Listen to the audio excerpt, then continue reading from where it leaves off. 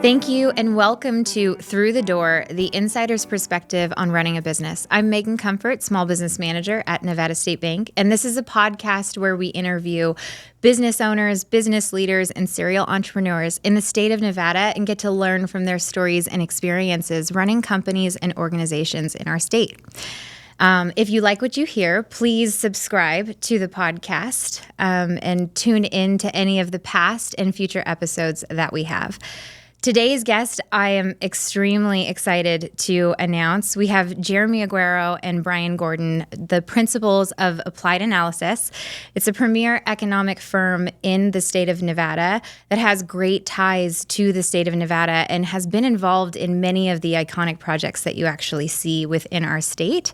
They provide great stats and economic information in a consumable and actionable format for both businesses and legislators to help them make more informed decisions. So thank you so much for being here today. Thanks for having us. So we typically start these episodes off with an origin story, just understanding a little bit about how your partnership came into being and then also how you guys took that leap in creating Applied Analysis. You want to take that one? You want me to take that Sounds one? like you got this one to start. So look, our story goes way back, right? I mean, both of us are locals here, right? We met each other playing soccer when we were 5 or 6 years old, right? We went to elementary school together, middle school together, high school together. We were college roommates and then ended up starting a company together. Brian, I worked with what was Coopers and Library, now PricewaterhouseCoopers during my last year of undergraduate coursework, and Brian was with Arthur Andersen and doing a rotation in the Silicon Valley when we both graduated. And, I started Applied Analysis and we had a little bit of momentum through all of that. And I begged him since day one to, come and work and, hey, let's do this together. I mean, you have somebody you trust and and you just know is good to be able to do that. And, it was and he was doing all those type of things and he's been very successful at Arthur Andersen. But, for whatever reason, Brian decides, he's ready to make that leap. And it was with 2001, 2000. He decides he's going to move back to Las Vegas from the Silicon Valley. And, we had this brilliant idea, right? Because both of us started in one of these like accounting firms, right? Back then it was the Big Five, Big Six, something like that. Six back then. Big Six, yeah. Big Six accounting firms. And so they all had like a consulting arm and then an accounting arm. And we said, oh, why not? We could do the exact same thing, right? And we sort of formed up the company to be able to do that and had some early clients. But, as the momentum started to grow, we had a lot of consulting related work. And so, early on, you're trying to figure things out and make all those things happen. But, between the two of us, we were able to sort of grow. We were right place, right time, a lot of things happening. The fact that, we're in a market that's growing the way that it is. I know we're going to talk more about partnerships and those type of things as we go forward. But, there's a certain just degree of serendipity about it all, right? I mean, I don't have a whole lot of memories in most of my life that Brian isn't a part of. And, you combine someone that you trust that way and that that has that kind of acumen in a market that was going to be conducive to what we were trying to do. And, we started with what I think is a very simple philosophy. If we did good work for good clients and helped them do whatever they were trying to do, they would hire us again. And they would keep coming back. And that philosophy sort of has underlined almost everything that we've done for the past 28 years. And so, I realize that maybe it feels like there should be more magic to it than all of that. But, look, I had the opportunity to start a company with my best friend. And, as his family grew and my family grew, right, we sort of have this opportunity to share so much together in terms of seeing our kids and grow up and seeing our families sort of do the things that they're going to do, but at the same time having the ability to see this community grow up and be a part of some pretty amazing things together. So I don't know, Brian, I'm sure I missed some part. Yeah, I don't know what you missed. That was great. That's all right? Okay. Yeah, that was pretty He's good. crying, actually. There's a little tear in his eye. That's good. Well, I think there's a lot of magic in what you have, not necessarily maybe in the same way, but a lot of partnerships working in banking, you see a lot of partnerships get formed and people go into business with each other. A lot of times it is family or friends, and oftentimes it doesn't. It's not a lasting partnership, and they're just not necessarily on the same page. Has that ever been a situation for you guys where maybe you guys aren't always on the same page? Like, what are some of the things that you guys do working together whenever there's like a disagreement, if you guys do have any disagreements? I don't think you do, but it's a little surprising, but we don't often disagree, if ever, I suppose. I don't know.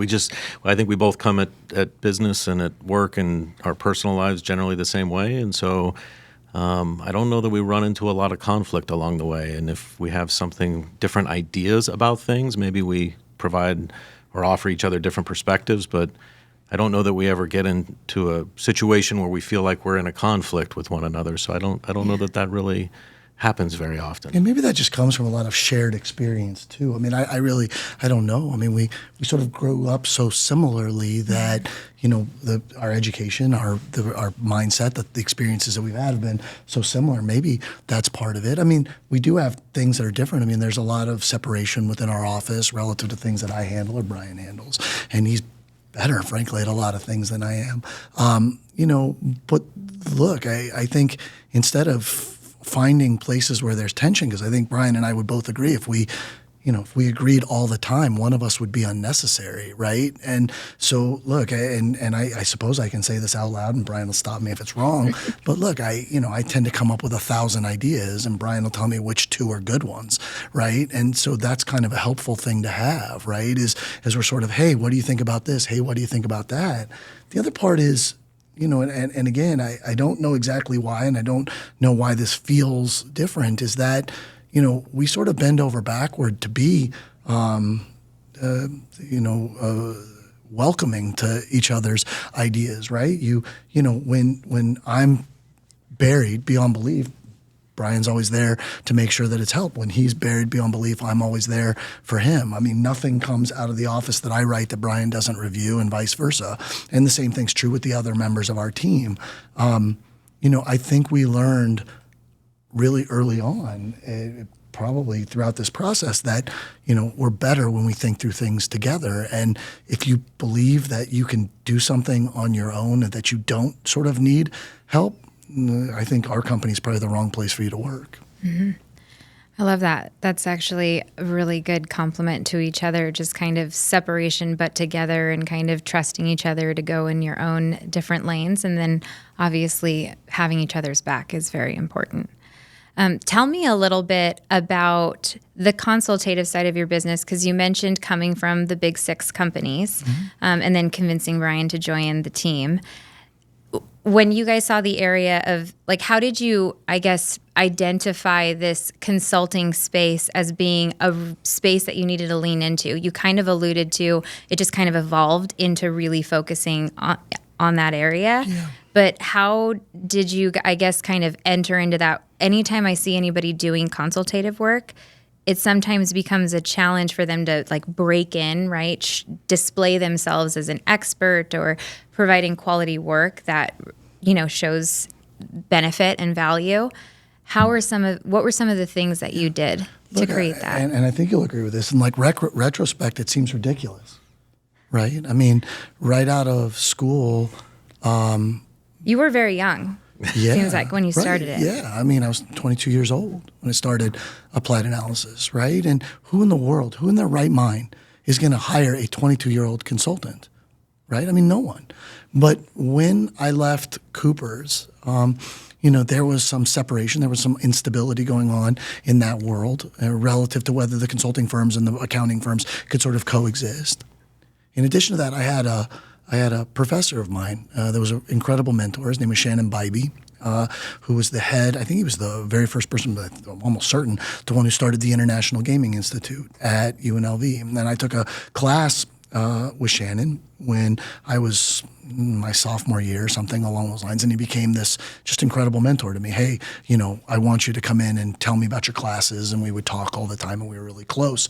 And when I graduated, there just happened to be this group going around the United States called the Federal Gaming Impact Study Commission, and they were studying the impacts of gambling, gaming, casino-based activity throughout the United States. And Shannon was asked to do an economic fiscal impact associated with gaming in the state of Nevada. And when I graduated, he said, hey, I want you to come and help me do this. And so, when I had left Cooper's, they hired me back because I had run a few models associated with that. And so I had, 2 clients and said, hey, it sounds like the opportunity to create kind of a firm relative to that. And then we had other opportunities. But again, I'm going to say the same thing I said before, Brian. That is, it was kind of right place, right time, right? When we were coming up in this sort of 1997, 1998 period, right, there was a group of folks that were very influential in doing a lot of the work that maybe weren't as comfortable with some of the systems that were out there. They weren't users of things like, even things like spreadsheets that we know today. They weren't doing sort of presentations the way we do them today. And that's evolved so much from where we were then. But we were the ones that were willing to carry the luggage. We were the ones that were willing to do whatever the work was that we needed to do and hand that to someone and say, here it is, now go do whatever you need to do with it. And I think that right place, right time, that serendipity around that, combined with the fact that I think Brian and I share a remarkable work ethic. I don't think anybody's going to outwork either one of us. And that is something that other folks found to be valuable, and then they would just hire us for the next thing. And I suppose we have to give due credit to Governor Kenny Gwynn, too, and probably Guy Hobbs, who, right after the events of September 11th, asked us to collectively help with the governor's task force on tax policy. So, we started to do some of these things. We did some work for commercial real estate firm, and, back in the day, all of the market studies for like North Las Vegas and things like that. But we found little places where somebody needed somebody to do something for them, and it opened up doors. But I to your point, I trying to explain to someone like my kid how it is that you start a business along those lines, because looking back, it was a lot of hard work, a lot of late nights, no doubt about that. But there's a hell of a lot of luck, Megan. I also think it was building a reputation that got people talking about the work that you guys were doing, right? You were doing quality work, things that, honestly, when I think about the 90s, I was very young at the time. I think I was like 11. But when I think about that time and utilizing the data and information and putting together kind of reports that people could use, it was all things that people needed, but it necessarily wasn't easy to obtain. And definitely not how it's easy now. They say data is the new gold, right? Has been saying that for well over a decade. Putting it into an actionable and consumable format that's a talent. It's not easy to do. So I'm sure that was probably part of it. How do you guys decide how to share information to the general public that doesn't necessarily, they know it's important and they want it, but it's almost like knowing you need something, but not necessarily knowing what that is? Yeah, well, I think it's probably changed over time. Jeremy talks about late nights, and I don't know how many overnighters we did during the governor's task force on tax policy, but I think we had a couple changes of clothes in the office at that time, and it wasn't easy work. And back then, getting our hands on the data and the information and all of that was much different than it is today. Today, you jump on the internet and you ask ChatGPT, to share some information about a particular topic or subject, and you can get to it relatively quickly, right? It's sort of evolved over the years, and I think our business has basically been forced to evolve over the years. And so I think early on, maybe we were a little bit more sensitive to sharing that information with others. Obviously, our clients came first, and that's who we were doing the work for. Now I think we find ourselves sharing information a lot more with the public, with policy leaders in our community, folks that are actually making a lot of those decisions. I think we're more apt to share that information more freely. And I think, for our clients, it's a little bit different. It's we sort of have this phased approach to it. It's research, it's analysis, and it's reporting. So getting that data, almost anybody can do that. It's what you do with that information, the interpretation of that data and information, and then finding a way to display it or report it or share it with clients and the public so that it can be used in a meaningful way. It doesn't really do a whole lot of good if you're able to collect data and crunch numbers if you're not able to communicate it effectively. What I like about the data that you guys provide is there's a lot of trust in the information that we're looking at, and it's factual. That doesn't seem like there's any one way that you guys are trying to display the information to paint a particular picture. It's just, this is what is going on. Here's some good things. Here's some not great things. Here's some areas of concern. And here's some of the challenges that we have today. Yeah, sure. Look, Megan, we take criticism from time to time because, look, if you're working on any real issue, about half the people want to believe that you're wrong. And in our experience, and Brian, you can correct me if I'm wrong, first they come after the data when they can't beat you on the data or the models, and they come after you personally, right? We've dealt with this throughout our entire career since, the governor's task force on tax policy 20 years ago, more than that now. But,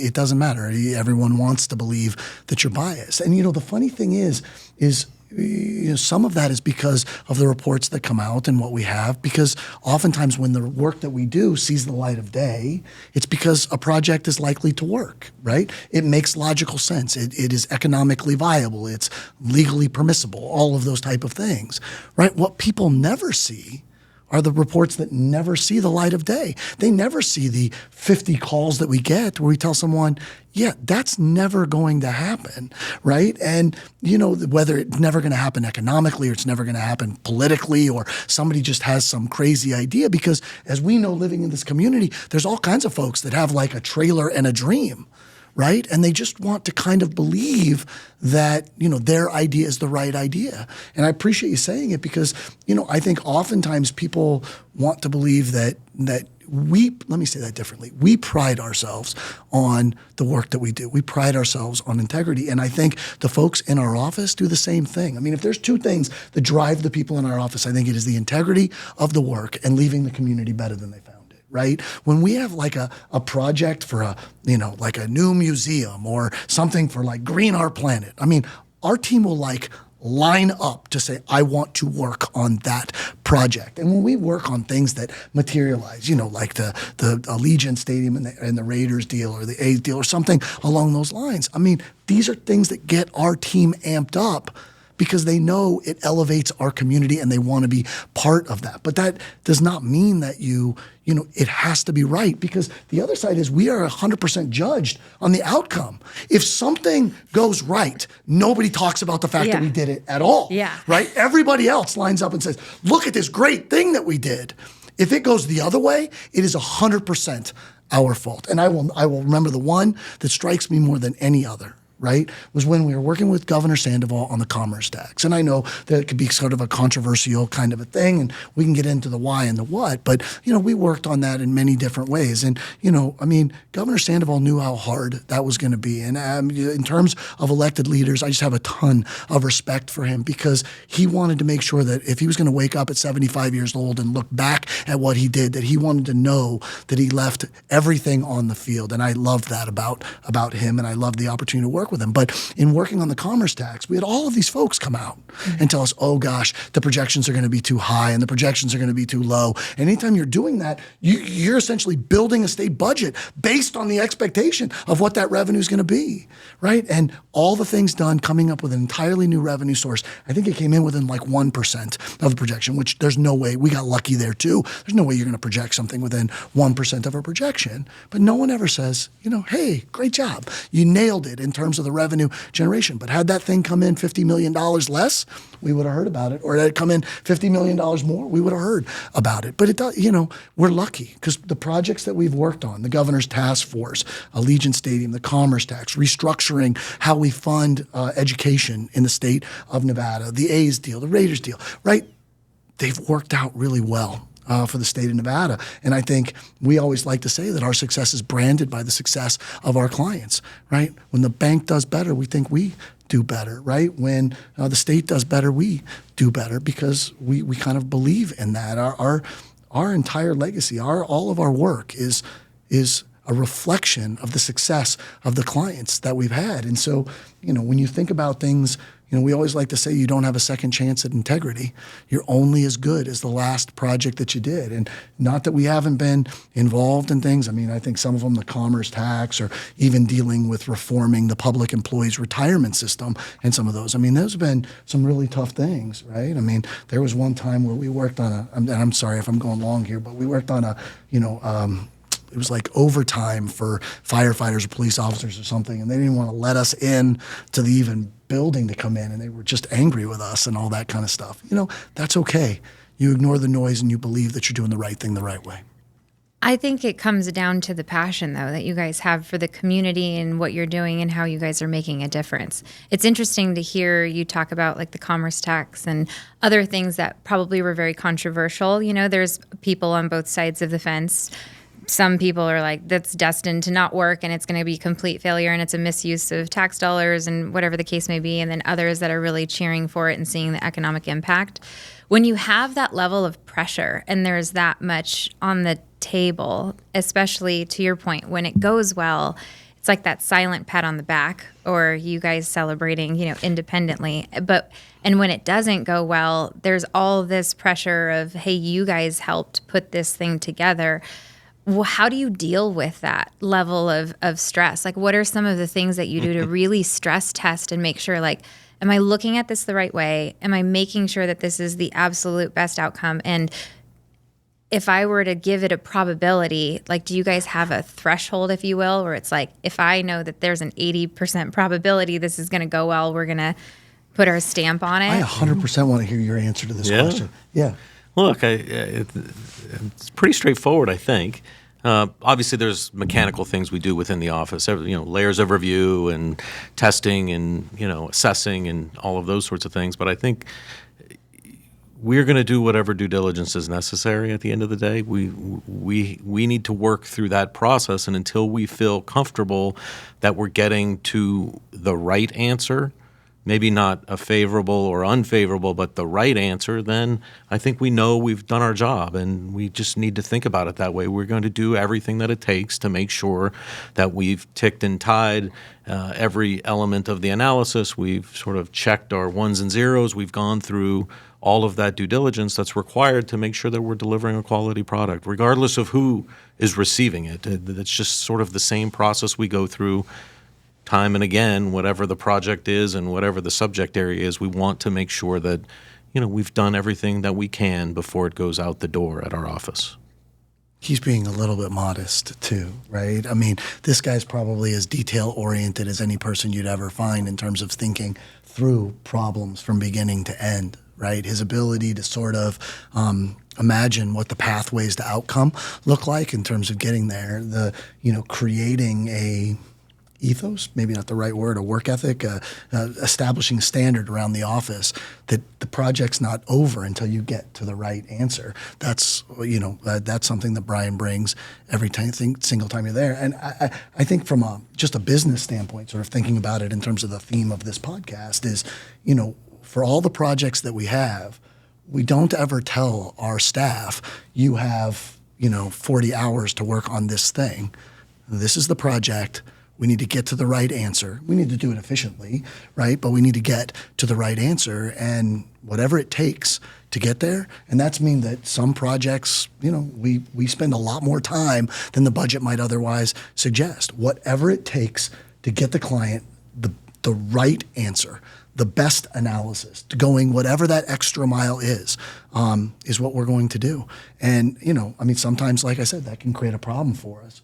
But it also makes absolutely sure that, that ethos, that drive, that thing that is our special sauce, if you will, is there every single time. Because if every employee, from the most entry-level analyst to the most senior project manager, doesn't believe that they have the autonomy to take whatever time it takes to get to the right answer, then we're not doing our job. Yeah, they're going to cut corners and maybe mistakes might be made. Yeah, sure. You're right. It does come full circle. I love that you say that your business success is a reflection of the success that it happens in the community and the clients that you work with, and that you kind of, it sounds like, share that and embed that culture within your organization.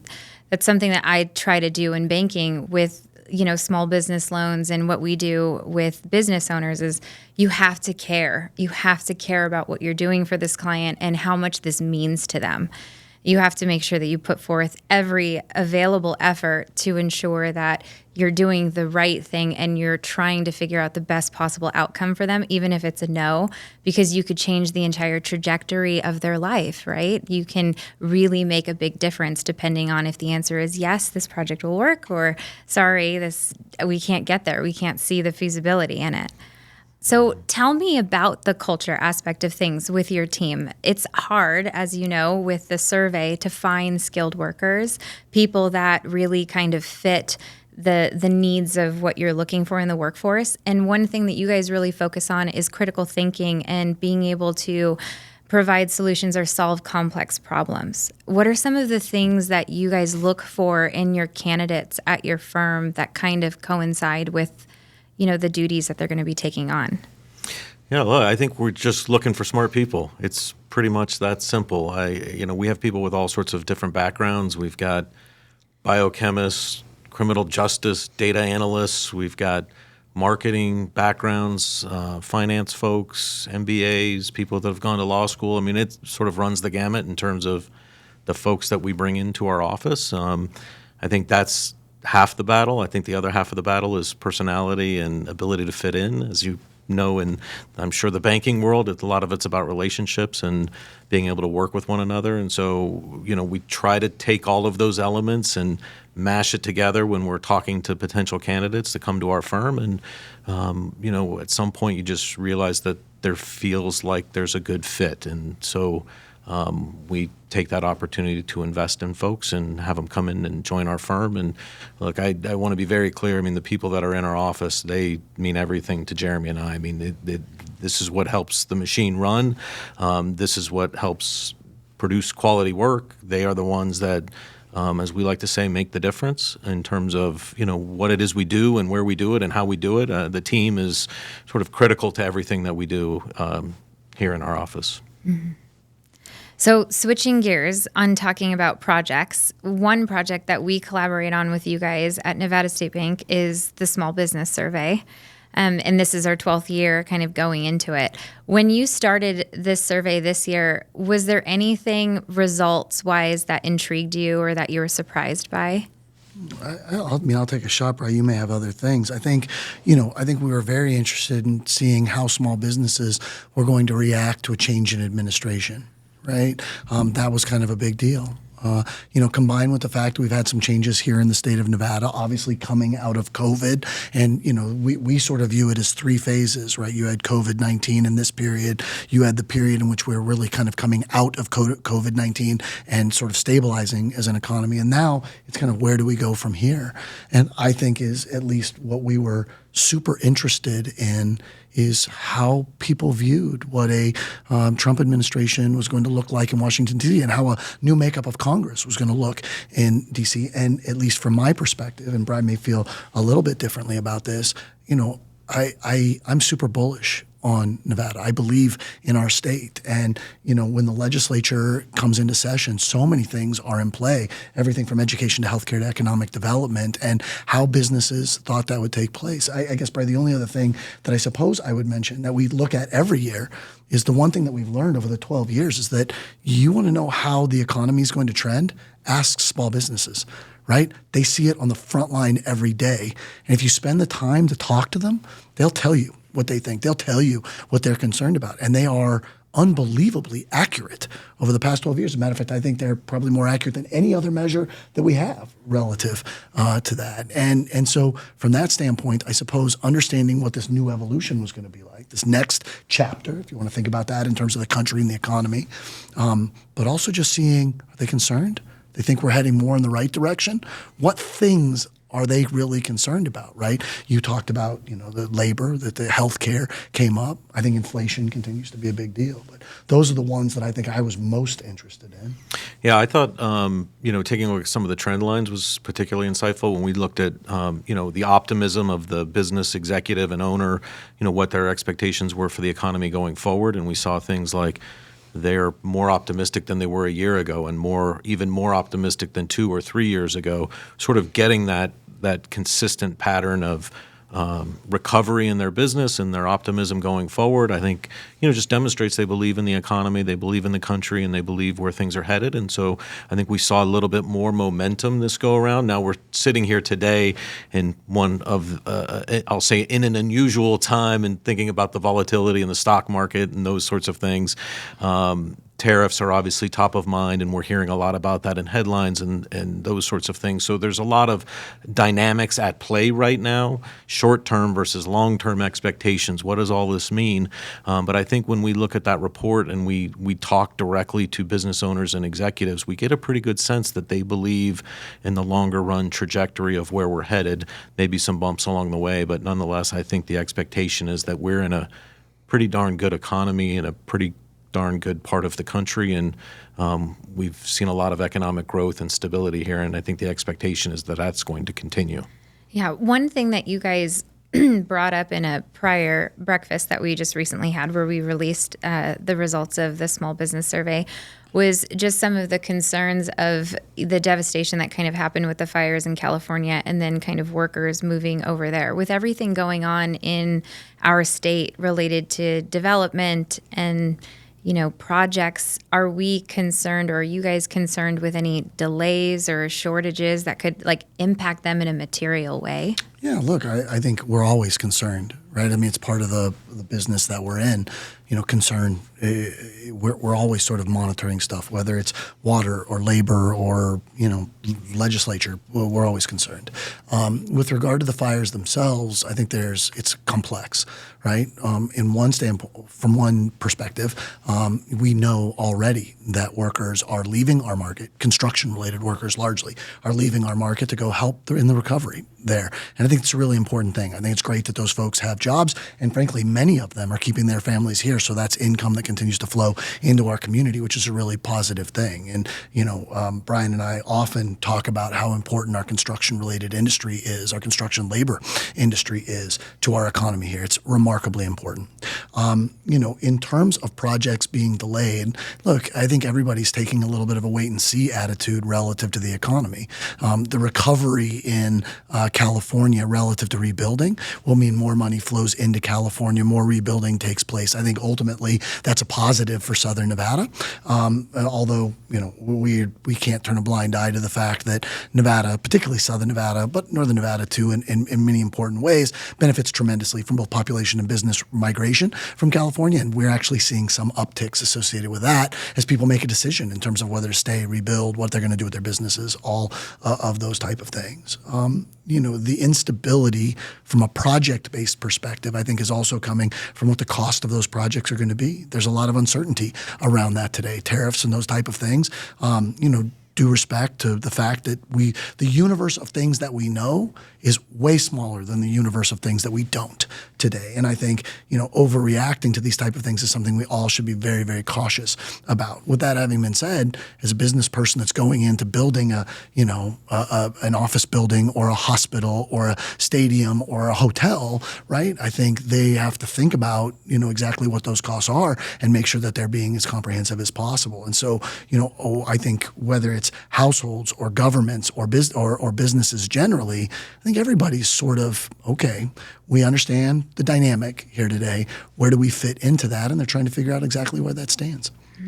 I loved seeing in the report the level of optimism that people had, like you mentioned. I do think that that's more of a longer term level of optimism on just the direction of our overall economy.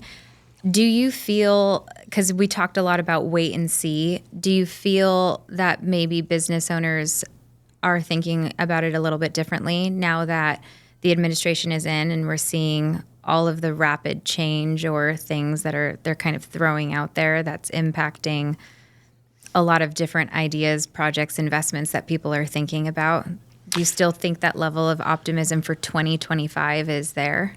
Yeah, I think it is. I think maybe people's expectations have adjusted, from time to time, depending on what's happening in the broader economy. But for folks like us that have been here our whole lives, I mean, Nevada is the place to be. We will continue to be here. We will be here into the future and for the rest of our lives. I mean, this is just sort of where we grew up. And so I think for businesses that are here, they've probably prospered quite a bit over the years and also see those long-term economic opportunities that exist on the horizon. And so I think the optimism remains. I think people, will continue to navigate whatever the challenges of the day are. If it's, this high inflation rate that we experienced just a few years ago that really impacted not only households but businesses, where everything just became a lot more expensive. They figured out ways to navigate that through being more efficient with their human resources, finding different ways to automate things, finding ways to just be more intelligent about managing their businesses. I think, today it's just a different issue of the day, and people are going to navigate the challenges that they face today. And, I think that's kind of the exciting thing about business owners, entrepreneurs, executives, is their ability to figure out how to make it work. I mean, that is sort of what makes owning your own business fun and exciting, right? I mean, that is figuring out problems, facing those challenges, and working through those. And I think a lot of people are up to the task and will continue to do that into the future. Yeah, I think business owners all earned a degree in crisis management over the last 5 years. It feels like just thinking about all the different things that you've had to troubleshoot and overcome and pivot, and it's really remarkable to see businesses just still going really strong and thinking about the innovation. That is something that came out of that survey that I was very intrigued about. Efficiencies, innovation, how to do things a little bit smarter, leveraging some tools that are coming out like AI, things like that. Were you surprised by that being one of the main topics of focus for a lot of business owners this year? Is that something for you guys as business owners that you're thinking about as well? Well, the second half of that question is obviously yes. I think that we are always sort of doing that. I mean, we tend to put a pretty analytical eye on our own business, and we want to make sure that we're spending time working on the business, not just working for the business, which is kind of important to us.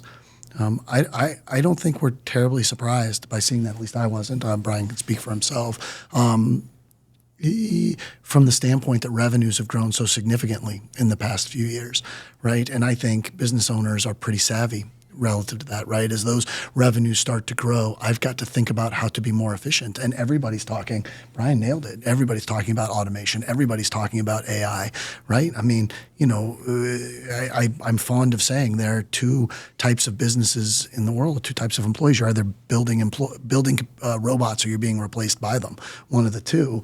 And, with some of the advent of the technology that's taking place, right? The seamlessness of data. Today, the integration of just as remarkable artificial intelligence, whether that's moving people around autonomously or being able to do basic research in really a remarkable amount of time and with a remarkable amount of precision. These are things that businesses are just looking to take advantage of because they realize they can do what they do more efficiently, and more efficiency means a higher profit margin. In today's world, that's the difference maker in everything. I mean, I think you and Brian nailed it in terms of the long history of entrepreneurship in Southern Nevada. It's just all about resiliency. It's incredible. And entrepreneurship is still alive and well in Southern Nevada, and Nevada as a whole, as a matter of fact. There's no doubt about that. But I'm just going to reiterate what Brian already said. These business owners are constantly looking for ways to do it better. And right now, the tools to be able to do it better are more significant than I think we've seen in a decade. What do you think about employees, especially with the tools and innovation with AI? I know that a lot of businesses are gravitating towards, am I going to be able to use some of these tools so that I don't necessarily have to hire more people and my people can kind of take on more capacity? I remember something that you talked about. It was probably I want to say it was a couple years ago, where you said, we're just paying people more money rather than finding more people. Paying someone double the amount of salary isn't necessarily going to increase your productivity or be the best thing for your business. I still feel like that's something a lot of business owners are trying to navigate through and figure out. How would you tackle a problem like that? Yeah, look, I mean, there's a lot in that question. first of all, I still think we have too few people trying to do too many things, right? And I think people are getting tired in a post-COVID environment. I think we have a lot of people that are doing two people's jobs. I think I feel it. I think Brian maybe feels a little less. He's just resilient, But I think we see it in our team where we ask a lot of people. And you see people getting a little bit tired in this post-COVID, hey, every business says the same thing. Hey, there's 1 million people out there looking for a job and I can't find a good person to do exactly what I need. But you have to be thoughtful relative to the integration of things like AI. Look, I don't believe, as we sit here today, in the next 5 or 10 years, that AI is going to replace a CEO or a manager in many places. But I think a CEO that uses AI or a manager that uses AI is going to replace one who does not. And so I think that becomes really instructive. The other thing that we've had a lot of conversations about is the idea that as a generation comes up now, right, much like the generation that came up with a cell phone or the generation that came up with the internet, you now have a generation that's going to come up with AI. They're not going to know a world that doesn't have my ability to check everything through AI or to have AI give me the first cut at something. I worry about their ability to distinguish between when AI gives them the right answer and the wrong answer. And my biggest concern relative to that is the same type of critical thinking that I think underlies everybody that we're looking for. And that is, if you're going to use this to be better at your job, which is a great tool and should be used, let me be clear about that, right? You have to have the ability to distinguish between the right answer and the wrong answer. And I fear that that is already being diminished in some cases because having 25 years of experience and then using it gives you an advantage over someone that has 10, and certainly an advantage of someone who only has 1 because they don't have that wealth of knowledge, that sort of wisdom that comes with time and experience to be able to determine what is right and what is wrong. And I think that's not just true in our business. I think it's true in every business that, when we essentially use AI to replace critical thinking is when we're going to be in big trouble as a country. I worry about that too. I use AI quite a bit now. My husband's obsessed with it. He's like, this is amazing. You don't need anybody to do anything anymore. It just creates, which is really cool. But what I use it for is like presentations, and it gives you a starting point when you're a little stagnant on ideas. And it helps, I guess, like kind of spark a fire in it, when you're stuck trying to create something new. I think about it like from, simple presentations, things like that, and almost like an eager intern. If you use it in that format, knowing that interns are prone to want to do a good job and put together good work, but can make mistakes, are prone to errors, things like that, like AI can hallucinate, right? It can make it sound so believable if you say it with confidence, but can be highly inaccurate. And so it's very important that when you are using it, at least in my opinion, when I'm using it, I like to use it when I feel very proficient and knowledgeable on the topic, because then I can really identify, is it actually, producing the content or the information that I'm looking for, because I know what I'm looking for. It's just putting it together so rapidly fast. It's nice. From a process standpoint, it's helped significantly too, just helping with drumming up ideas on process. I find it fascinating, the level of how quickly it's evolving and it's turning into essentially becoming more and more accurate, citing more sites on where they're getting information and stuff like that. Do you have a lot of people in your office that are like eagerly excited to use it, almost overzealously? Are you having to like curtail the use of AI at all, or? I don't think we curtail it at all. I think our folks are always looking for new and innovative ways to do their job and get things done, and this is obviously one way that they do that. We sort of talk quite a bit about verifying what you're getting out of some of these systems to make sure that it's valid, it's accurate, it's on point, it is doing what we're expecting it to do. But no, I think we support it. I think our folks are excited about it, and we're seeing it being used more and more in our firm. Yeah, our focus is not to use it or to use it specifically, certainly where the tool exists. It's to use it responsibly. And I think, as Brian said, encouraging that and working together to have that conversation is what's critically important. How do you see that evolving more into small businesses and business owners, like just the economic landscape as it sits today with some of the new tools and the things that are out there? Because to your point, critical thinking and also two types of workers, right? The ones that will be replaced by robots versus the ones that are building them. Yeah, look, I mean, I'll answer what I think is the micro question first, and then I'll come back with I think was the macro question. From a micro question standpoint, I think it makes every business owner more efficient. I think that's exactly why you see it in the small business survey. It helps me get emails out. It helps me target consumers that I want. I think some of the new upgrades, it allows me to do graphic design in a way that I wouldn't be able to do on my own. I mean, some of those type of things, I think it just makes all of those businesses, it just gives them another tool to make things easier or to make them more efficient. And so in a community-based standpoint and a small business standpoint, I think that's the clear opportunity that exists. Broader than that, I mean, I think AI is going to cure cancer. Right? I think it can do things that we cannot. I think it is amazing. And I think we are set for a generation plus where AI is just producing. We are just in the infancy of what is possible here, that what it can see in the analytics that it can do around big data and things that are just really difficult for us to be able to do. The efficiencies that are going to come in places like healthcare, where it can design drugs that are specific to you specifically or something along those lines. I mean, the automation of cars and using AI so that, you can utilize infrastructure perfectly, right? There are obviously fewer accidents where you have AI driving cars or at least protecting people from getting in accidents, those type of things. I think we are set for a generation of innovation we are living in the best point of the world ever. Beyond that, when you start to get 2 generations, 3 generations in, I worry about what we talked about before.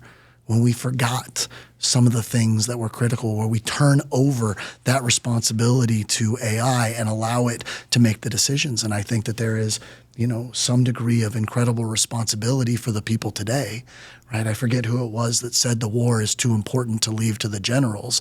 In this case, I believe that AI is too important to leave to the engineers. Mm. There was something that you said the other morning that was really inspirational, and I wanted you to kind of share it on the podcast just about the overall resiliency of business owners here in Nevada and for everything that we do kind of moving, forward as an economy, that we're always reinventing ourselves and becoming better for it. Are there any future projects or more things that are coming down the pipeline that you could potentially talk about that you feel are going to continue to push our economy forward in the best possible way? Look, the question that I got asked in the breakfast was, hey, look, as you're looking forward, what are the reasons to be optimistic? And the answer to that is there are so many of them. There are just so many.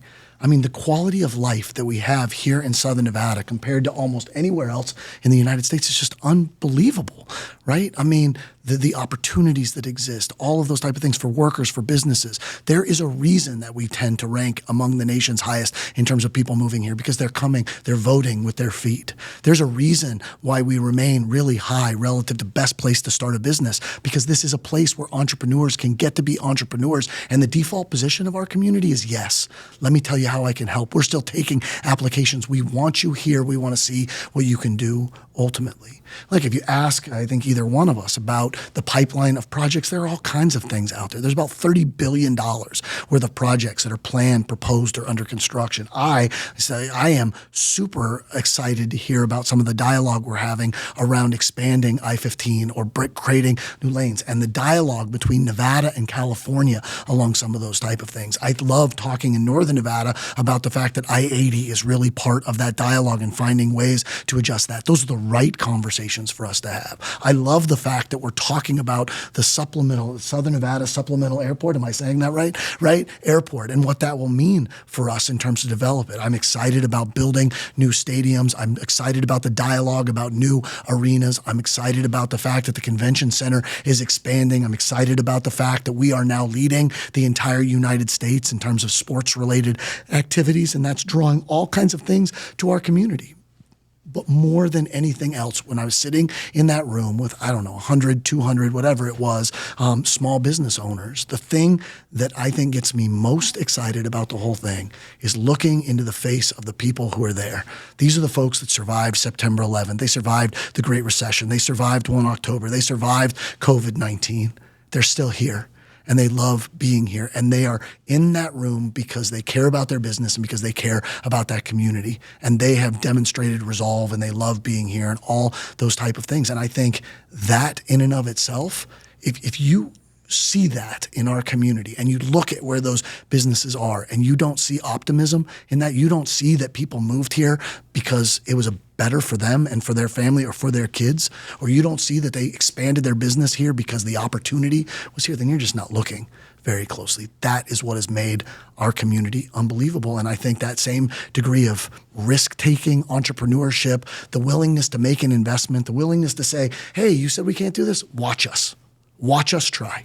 And you look at the things that we have been able to do. I mean, Brian, how many times throughout our careers somebody said, oh, they're never going to be able to do that. That's not going to work or whatever.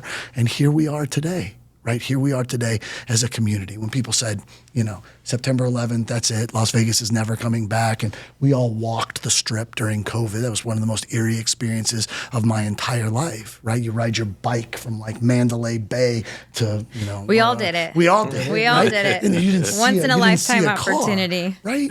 But those are not the things that define us.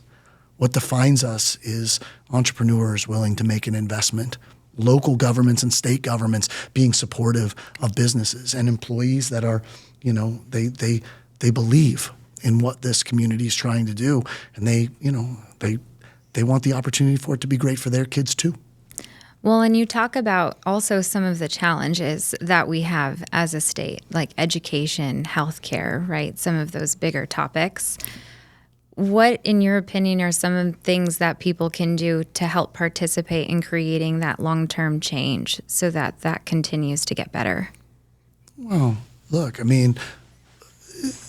there's no easy answer to that, right?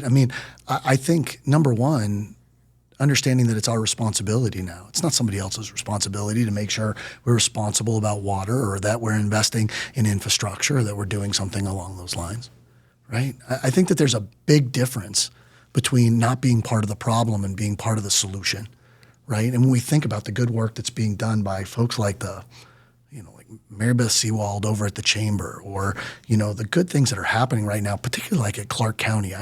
They're just doing some pretty incredible things today. When you look at things like that and you think about the fact that they're sort of buying into the idea that we can find a way to make projects get done and just think about things the right way. The other part is I think we have to have a pretty serious conversation about what we want to be. There's a fair number of people in this community that would like to have closed the door behind them when they moved here, right? And they're thinking about, oh gosh, I don't know whether I want the next person to move in because, I'm seeing that orange cone on the road, or I can't build as big of a swimming pool as I once was able to do. And I think this dialogue is coming up for us as we're going forward.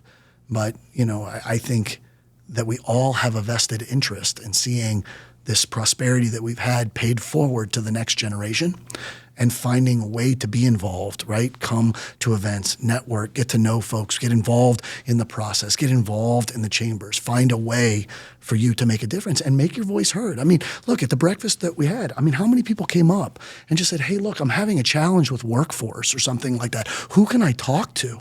Ask those kind of questions, because there's folks like, I think in that particular case, Jaime Cruz with Workforce Connections. This guy knows more about workforce than any person in the state of Nevada, and it's not even close. He should be an instant resource and somebody that's on speed dial for folks. And I think when you utilize that as an opportunity, that's where good things happen. I think that's the struggle that a lot of businesses have, is understanding what names do you need to have in your Rolodex. Do people still have Rolodexes? They should. Yes, they do. Yeah. Do you have one? No, I need not to get really. one. I think it's in my phone. Maybe though. I could get one on Amazon. But It's all about collaboration. But Megan. having those contacts, those numbers as business owners, we've talked about that in previous podcasts with other businesses that said there's power in understanding who your councilman is for your district and knowing who these folks are and them knowing who you are as a business owner, as a voter, what problem sets you're having. And that's their job to kind of help you figure out solutions, and them being closer to some of those issues through you as a business owner actually makes a big difference. Yeah, being engaged is important, right? It makes the difference. It's easy to kind of sit in the background and, throw stones, I suppose. But, getting engaged, getting involved, collaborating, all of that tends to pay dividends in the long run. And I think if there's anything that we should be doing as a community, it's expanding our circle, right? I mean, it's the same 500 folks that we see almost everywhere that we go. And, a small state like ours makes, legislators and local council folks so accessible and those type of things. But there's some incredibly talented young people out there, and they are doing really, really good things. Getting them out in front, giving them the opportunity to learn. I mean, look, mentorship and opportunity meant so much to us and helped us grow. And I think, finding opportunities for those folks to be integrated into the community, to find a way to serve. Because what I find as much as anything else is, people just don't know where that opportunity is. And if you just go to them and say, hey, there's this opening on this board, I think you'd be really good to do that, then they're like, yeah, put me in. But sometimes you just have to be the one who's willing to just ask that. And I will tell you who is better at that. My mentor that was better than that than anybody else is Dallas Hahn, right? That's true. You want to talk about a guy who has a special gift for identifying talent and then saying, hey, let me help you find a pathway where you can grow, you can spread your wings, you can do those type of things. Let me help you do that. Nobody better. And I've tried to emulate it. I don't know that I'll ever be as good as he is at that. But maybe that's part of the ethos of this organization, right? Lifting up the community, balancing all the things that we learned from Dallas, right? Balancing technology and touch, never getting away from the personal relationship that really does matter, identifying talent and helping those folks grow.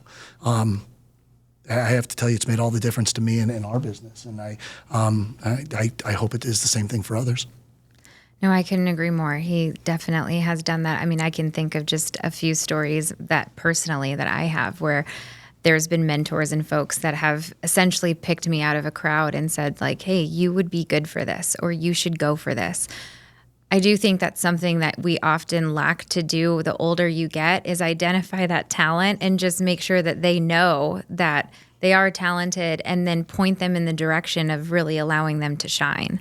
Because you just get so busy with everything that you're doing. It's like, it doesn't come second nature sometimes.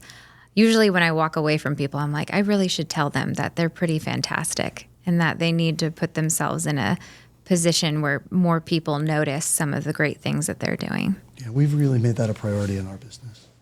Yeah. We've really made that a priority. Mm-hmm. We've definitely been trying to push our folks out there and get them more engaged and involved and leverage their expertise and skill set in ways that obviously benefit our firm, but really in ways that benefit them in the long run too. So we try to do that whenever we can. Yeah. So how did you get into the public speaking realm? That's a question that I just have personally that I've always wanted to ask you, where you're a consulting business, you help people identify feasibility on like, should we move forward with this project? Is this going to make sense? How do we kind of put it all together, right? But then how did that translate into you on stage being so charismatic and charming?